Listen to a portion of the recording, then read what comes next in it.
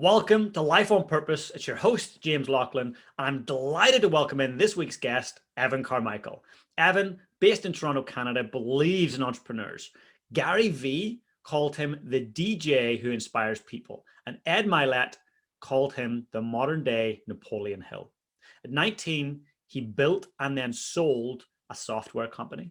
At 22, he was a venture capitalist, raising 500K to $15 million. He now runs a YouTube channel with over 2 million subscribers, over 300 million views. He's wrote 4 books and he speaks globally. Forbes named him one of the world's top 40 marketing talents, and Inc. magazine named him one of the great leadership speakers that you need to know. He has set 2 world records, of course he has.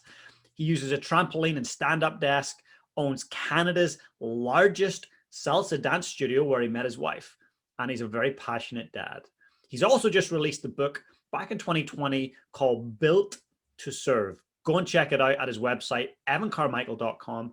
And folks, it's that time. Let's welcome Evan Carmichael. Hey, Evan, a massive welcome. Thank you so much for joining me.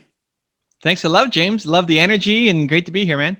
Yeah, welcome in from Toronto, Canada in this crazy time of COVID, but amazing to see that what you're doing and have been doing for the last year is pumping out amazing inspirational stuff on YouTube. You've been writing books. It's just been incredible. And the one thing I read recently was that Inc. magazine named you one of the 100 greatest leadership speakers that people have got to know. So the question I had for you there around that was, what have you done to get radically clear on who you are, who you serve, and what your mission is? I guide people through a process called Who, Why, How. It's in my book, Built to Serve. And the who is your single most important core value. So, James, if you have to pick, like, what's your most important core value as a human? Love. Love. Great. Like, already we know a lot about James, and James knows a lot about James, right? So if your most important core value is love, and James is looking to get a new YouTube editor or grow his team, right? He needs to lead with love. Like the first line of the job description is, I need a video editor who wants to spread more love in this world. And some people would look at that and say, that is the stupidest thing I've ever seen in my life. Great. Like, don't apply. You're not gonna jam well with James, right? And other people will say, holy cow, this is amazing. Nobody does this. I hate my job working for this person doing video editing, and I want to go work with James. And so you start to now attract the right people into your life as well by leading with your most important core value. Whenever you're not happy, there's a lack of love somewhere in your life. So if James isn't happy right now, he either doesn't love himself enough for something, or he's not feeling the love from you guys watching this video. So make sure you drop some love here on this episode. Or somebody close, right? You've maybe lost a loved one, but love is the operating system, which is great awareness. I think that's more awareness than what most people have in their life. So that's your starting point. That's the blueprint. That's the roadmap. The roadmap to happiness is always love. And for everybody, it's slightly different. Mine is believe, but it's always something positive. I've never had somebody's who be death or hate or something, right? Which also shows me that people are good. I believe people are good. I think deep down we're good. We're just in a lot of pain. And when you're in pain, you may not always do the things that you're most proud of. I haven't done, and if I'm in a lot of pain, I don't always spread as much believe as I would want to, right? And so people are good. They're just in a lot of pain. And that can create a lot of empathy and understanding, and maybe you don't retaliate as so much. But that's the who. Then the why is your purpose, and your purpose comes from your pain. You don't have to sit on a mountain for 10 years meditating or journaling or whatever to figure out your purpose. You struggled, you suffered with something, and you got through it. And where you are now it may feel like impossible compared to who you used to be. Go back to like your 5 years ago or 10 years ago, and you look at where you're at right now. It's like, I can't be that guy. You're an impossibility. And yet you made it. You did it. There are millions of people who currently are the you from 5 years ago, and they need your help, and you want to help them, and you're going to do it by love, and other people do it through their own ways. But That's the easiest way to find your purpose. It's the number one question that I get asked is, how do I find my purpose? How do I find my passion? Well, it's easy. It comes from your pain. What did you struggle with? Because love just for you is not enough. You have to share it, right? I was on another interview and the guy said, well, he really cares about momentum. Like, great, you love momentum, but what's even better than you getting momentum is giving momentum to other people. You want other people to get momentum. As much as it's great for James to feel love himself, he wants you to love yourself more. He wants you to dish more love out into the world. Like, that's the mission he's on. And that'll never get old. James won't be 120 years old all of a sudden saying, you know what? I don't care about love anymore. Not my thing. Like, if anything, it's just going to be more double down on it. So, your who is your most important core value. Your why is your purpose, and your purpose comes from your pain. And then the how is however you got out of the hole that you were in is teachable to other people. So for me, it was struggling as an entrepreneur. The thing that saved me was modeling success. And I looked at Bill Gates and how he started his business. I learned from that. I applied it to my company. I started to win when before that was just straight losses. And so what have I done for the past 20 years is help other people model success so that they can believe in themselves, right? So when you figure out those three things, I think it becomes the ultimate unlock for a happy and purposeful life. That's amazing. Thank you so much for sharing that, Evan. That's just pure gold. And I want you to think about if you could go back to when you were starting out on this aspect of your career, if there's one piece of advice you could have given to yourself to help kind of shortcut some things or to avoid some pain, what would you say to yourself? So I used to hate this question because I can't go back, right? It's like, one, I'm grateful for where I'm at right now. And if you change something, maybe butterfly effect, and now I fast forward and we're all robots or something. But two, I can't go back and talk to 19-year-old Evan. But then I ended up loving this question because I realized, first off, there's only one answer. The answer is your who.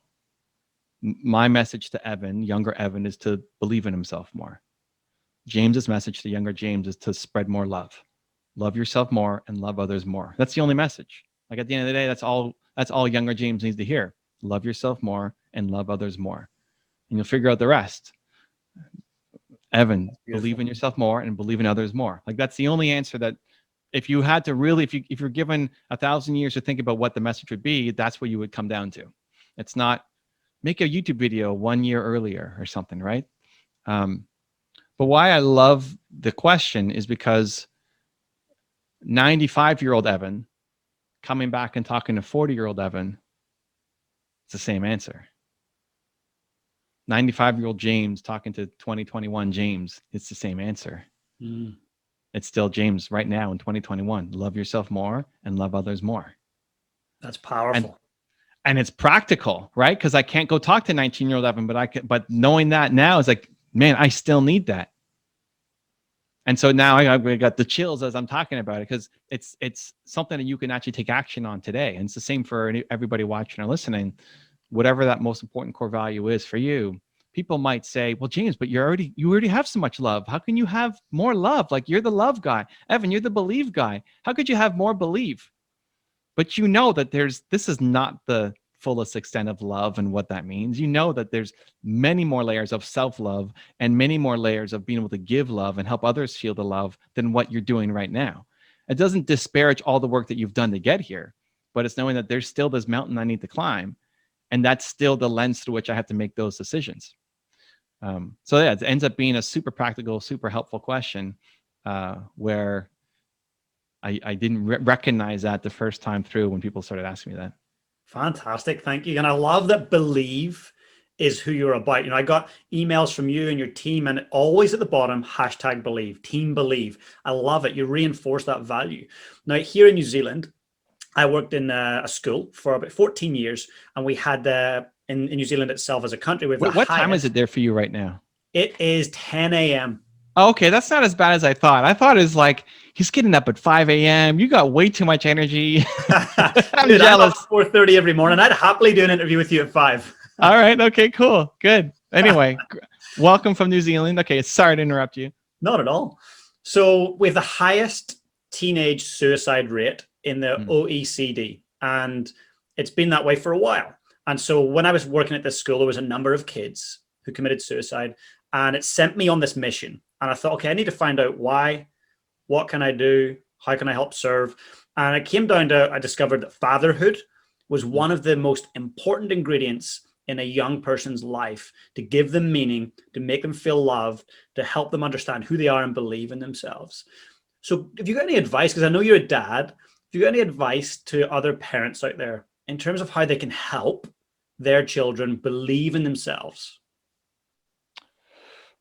Step one is tell them that you believe in them. The greatest bit of advice my parents gave me, and for the video viewers, they're on the wall behind me here. So I've got 5 canvases in my office, and in the middle is my parents and me when I'm 8 or 9 years old. And they would always tell me that you're Evan Strilly Carmichael. You can do anything that you believe that you can. And at the beginning, I don't know how much of it sunk in. It's like, okay, yeah, another thing that they're saying. But think about how often parents say the opposite. Like, you're such a dummy. You're never going to get this. What makes you think you could go be a astronaut, right? Or whatever. And, I wanted to be a baseball player during the season and a police officer in the off season.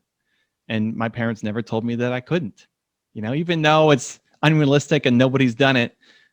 They always just say, hey, you're Evan Strilly Carmichael. You can do anything you believe that you can. And it just reinforced it. And then I think the second thing that they did super well. So actually, it's just back to the first one. Before my son goes to sleep, or nieces or nephews, we'll have a ritual where it's, for my son, it's like Hayden, his name, Hayden can do. And then he says anything. So I'll say Hayden can do, and his anything. And that's like the last thing before he goes to bed. And for my nieces and nephews, they have their own, anything, everything, they're picking their own, anything she wants, like they're picking their own version, but that's a nighttime ritual that we always go through. And then the second thing I think is just taking an interest in what they're doing and being an active participant in it. You could teach parenting lessons much more through how you're doing it yourself versus what you're saying, right? There's a great line by Francis Assisi, the saint, who said, I preach the gospel always, and sometimes I use words. And so your job is to spread your message always, right? James is going to spread love always. I'm trying to spread believe always. And it's in the everyday tasks that you can do it. So my son likes to play Minecraft. And so, like, great, what's Minecraft? And I joined Minecraft, and we have a server together, and I'm playing Minecraft with him. What's that? That's so good. Yeah, and people think video games are a waste of time. Video games are the greatest, not even video games, spending quality time with your kids in an environment that's safe and comfortable for them is the greatest opportunity for you to teach as a parent. It's not just when they've been let down, or they didn't study, or they snuck chocolate into their bedroom, or like whatever, all the stupid things kids do. But when I play Minecraft with my son, what happens when he dies and he loses all of his stuff? Does he rage quit? What happens when we're trying to build a house together? Hey, I need iron. You got some wood? Can I have some wood? Let's trade, right? Let's do this together. How do you approach? Because there's life lessons in every single situation. And when you're doing it inside a medium that they care about instead of one that you care about, like, let's watch this educational video together. It's probably not going to fly. Guilty. Right? Yeah. And so, but you could teach your message in how you show up and how you do. And they see you. And more important is how you're actually living your life. You want your kids to be happy. You want your kids to have love. Love yourself. Right? I could spread believe as much as I want, but I need to believe in myself, and I need to show him that I believe in myself. Yeah, the actions speak louder than the words. Yeah, and so just try to be involved with them on the things that they care about, because there's lots of, you don't even have to say it, just watching how you react. Like when I go off and I get my diamond pickaxe with all the enchantments and then I die, how do I react? Do I rage quit and like throw my computer out of the room and say, this is stupid, I hate this game, it's the worst thing, right? What do you think they're going to do? They're going to copy dad. Totally. As opposed to saying, oh, okay, we rebuild. Let's go. So good. Yeah, let's go. We rebuild. We rebuild. Let's go. Right. And when you think about fatherhood, like what does being a dad mean to you? What does being a dad mean to me? I think a responsibility to care for somebody, right? Like he's my I made him, he's a piece of me. And he's my responsibility, at least until he gets to be able to look out for himself. He's 11 now, so he's still got some time before he gets to that point. And uh, I carry the weight of that responsibility. I think all of us will think, are we good enough? Did we spend enough time? Did we say the right thing? Did we show up how we wanted to show up? When they get into a fight at school or bad grades, like, did I do the right thing afterwards? Should I have punished him? Should I have gone easier? This is constant judgment. And especially, your first time through, you don't know what you're doing. You're doing what your parents did probably, and you may not even like what your parents did, but it's still the only thing you know. So you're repeating the same patterns and habits and loops, right? So I think the thing that helps me is, one, again, through the lens of belief. Does this help him believe in himself more? Yes or no? And that can be a great benchmark, especially when you're angry or upset. And it's easy to be the best you when everything is great and you all slept in and everything's going, super well in business and at home. It's when you're tired and the dog was vomiting all night and whatever. And like, are you going to show up as your best self? Probably not. So to try to put the brakes on and say, hey, is this going to help him believe in himself more? That 8-second question might just give you a moment of clarity, or at least the pause that you need from doing something that you might later regret. And then the second thing is just, my intention was good. Like, how do you stop the judgment looking backwards? Oh, I wish I did that, or I wish I did this, or I hope I don't mess him up, or I hope I didn't put him on the wrong path. My intention was good. Like, as long as your intention is good, you do the best you can with what you have. If the intention is good, then just trust that the love will come through. I love that. That's incredible. I really do. And I want to say, like Ed Milet put it perfectly. He said, you're like the modern day Napoleon Hill. What a compliment. And it's so true. Like I came across your videos a number of years ago and just been consuming the amazing content. So if there was one person that really inspired you in the thought leadership sphere, in the personal development sphere, who was that one person or that one book that got you on that track? I mean, my easy answer is my parents, but they're not in the personal development sphere. But they had a huge impact on me as a human, not as a entrepreneur, because they're not teaching me business lessons, but as a human and how to show up and how to treat people. A lot of this, the combination of my mom and my dad together. Apart from that, I pulled different things from different people. Ed was super generous. Ed, I hadn't met him before. I mean, we knew of each other when connected on Instagram and stuff. But when I came to California, he said, hey, come over to my house. How long are you in town for? Come. I was like, I'm only in San Diego for this day. He's like, okay, I'll make it work. And so like he pushed his schedule to make time for me to come over to his house and hosted me for the evening. Right. And like, no rush, no, like, okay, I got to get out of here for something else, and generous with his time, generous with his words, with compliments like that. So it's like, okay, how can I be more generous? How do I, would I have done that? James said he's going to be here. Would I have said, James, come over, You make it happen, dude. Right. And so, but everybody teaches me a slightly different lesson of one that need to hear. And I think that's what I've learned the most is my goal isn't to be the next Steve Jobs or Kanye West or whoever. Your goal is to be the best you. But to do that, you pull different pieces. So I want to be a visionary like Steve Jobs, but not a father like Steve Jobs. I want to be a father like my father, but not a visionary like my father. Right? So you're pulling different pieces from different people to help you puzzle together how to be the best you. And at the beginning when I started this, I didn't know any of these people. I didn't know Ed or Tony or Brendan or any of these guys. So it's been super fun to actually hang out and spend time together and have them on and do stuff off camera together too. And all of them have taught me slightly different lessons. It's still within the same realm of, again, helping me believe in myself and do great things, but the way they do it, what they say, but also how they act. Like Ed didn't tell me, Evan, you have to be more generous. It was by him being generous that I want to be more generous, right? It's parenting, Mm. right? It's just micro parenting. I love it. So cool. Look, I've got one last question for you before we wrap up. So the podcast is all about living life on purpose. So what's your definition of living a life on purpose? I'd say it's waking up every day and feeling like the work I'm about to do matters, right? So if you go back and think about your who, why, how, and the why is your pain, your purpose, and your purpose comes from your pain.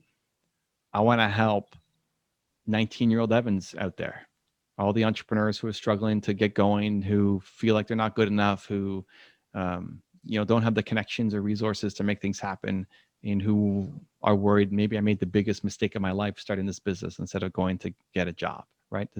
That's 19-year-old Evan. And there's millions of those people in North America and New Zealand. They're everywhere. That's everybody. I want to wake up every day and feel like today matters. I want to look at my calendar and say, oh, I'm pumped to talk to James and be on his show and spread the message to New Zealand too today. It's going to be awesome. I think when people wake up and they feel like today doesn't matter, especially to somebody else, like what I do today doesn't matter to anybody else. Nobody will care. My boss won't care. My customers won't care. My husband and wife won't care. My kids won't care. Nobody cares. If that's how you wake up every day, that's the fast path to depression. We talked about depression. You talked about suicide. Why? Why are people suicidal? Because they feel like they don't matter. That they don't matter, that they're not doing work that matters, that nobody cares, nobody ever will care. And so what's the point of even being here, right? The path through is to shift it, to say, if you could feel like today matter, even if you're going to do one thing today that matters, it matters. It matters if I show up for James or not. It matters if I make a YouTube video or not. It matters if I write a book or not. Like I feel the connection to the purpose. Then that's the path to get out of depression, out of suicide, and into a meaningful, on purpose life that you can be proud of for yourself, but then also to gift to other people. Because as you make your climb out of the hole, other people will be inspired by you and say, if he can do it, maybe I can too. And that will be the ultimate juice of life, because you're built to serve. You want to help. Doing it for yourself is not enough. You need to do it for other people. And that's a drug that you should get addicted to. I love that. Guys, please go and grab Built to Serve by Evan Carmichael at his website, evancarmichael.com. What you just said there, Evan, was gold, and it comes from the heart, and you truly show up. And I want to thank you for showing up on the show today and serving. It was just an incredible, amazing opportunity to connect with you. So thank you. Awesome. Thanks for having me, James. Appreciate you, man. Cheers, buddy. Hey guys, if you enjoyed the content today, please smash that subscribe button below. And if you want to become part of my community, I've got an amazing free Facebook group. Please come and join us. The link is in the description below. And also, if you've got any questions about today's session, I'd love to know. Just comment below and I'll be sure to get back to you guys. Have the most amazing day.